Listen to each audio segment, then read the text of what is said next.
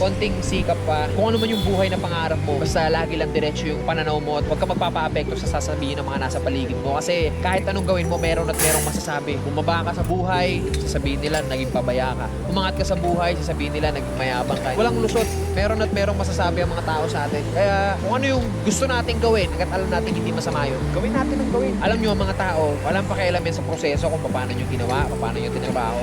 Mukhang ewan ka talaga para sa mga yan sa umpisa. Ang gusto makita lang ng mga tao palagi, yung finished product. Ano yung narating mo dyan. As long as di mo napapabayaan yung pamilya mo, yung sarili mo, sa kung ano man yung tinatahak mo, banat lang.